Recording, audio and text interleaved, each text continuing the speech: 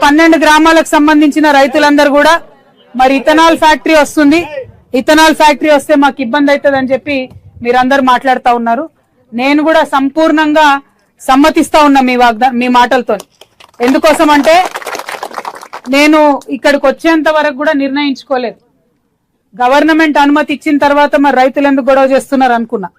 కానీ ఇక్కడికి వచ్చి చూస్తే ప్రత్యక్షంగా మొత్తం ఇప్పుడు నేను అన్ని మండలాలు తిరుగుతూ వస్తున్నా. మొత్తం చుట్టూ పంట పొలాలు, పచ్చని పొలాలు. ఇంకొకటి పక్కనే ఆర్డీఎస్ కెనాల్ ఉందంటే ఈ కంపెనీ తీసుకున్న వాళ్ళ కుట్ర, ప్రభుత్వం కుట్ర ఏముంటదంటే ఇవాళ మనం అనుమతిస్తే కంపెనీ పెడతారు, కానీ రేపు పొద్దున వ్యర్థాలు ఏమున్నా కూడా ఆర్డీఎస్లకే ఇచ్చి పెడతారు. అదే అసలు ఆలోచన, అంతకు మించి ఇంకోటి లేదు.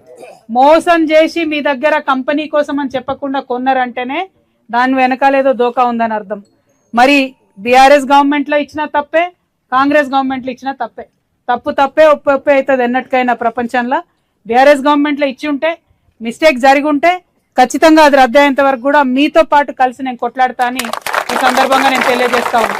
ఎందుకంటే అక్కడ హైదరాబాద్ లో ఉన్నటువంటి ఆఫీసర్లు మరి ఇక్కడికి వచ్చి సైట్ చూడకుండా, ఈ పొలాలు చూడకుండా, ఈ కాలువ చూడకుండా ఎట్లా అనుమతి ఇచ్చిరో నాకు తెలియదు. నేను ఒకటే మీకు గ్యారంటీ ఇస్తా ఉన్నా, ఇక్కడ ఎట్టి పరిస్థితులలో అది రానిచ్చేది లేదు. చూడంగానే కుట్ర అర్థమవుతుంది పక్కకున్నటువంటిది.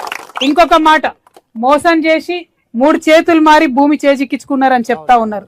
రెండవది మరి హక్కుభుక్తంగా ఇక్కడ మా భూములు మేము కాపాడుకోవాలి, చుట్టూ దళితుల భూములు ఉన్నాయి 157 ఎకరాలని చెప్తున్నారు, కాపాడుకోవాలి అని అడిగితే మీ మీదనే ఉల్టా లాఠీ చార్జ్ చేసిందంటే ఎంత లెక్కలేని తనము, ఎంత బలుపు, ఎంత అధికార దాహం అన్నటువంటిది మనకు అర్థమవుతా ఉన్నది. ప్రభుత్వం ఏ ప్రభుత్వం అయినా సరే లాఠీ చార్జ్ అన్నది కరెక్ట్ కాదు. ప్రజల మీద, రైతుల మీద పిలిచి మీకు సంజాయించాలి, చెప్పాలి ఏం జరుగుతుందని, చర్చలకు పిలవాలి. అవసరం అంటే కలెక్టర్ గారు రావాలి, ఇంకోళ్ళు రావాలి. ఎవరు రాకుండా పోలీసుల జులుంతోని మరి ఏదో మిమ్మల్ని ఆపుతామంటే కుదరదు.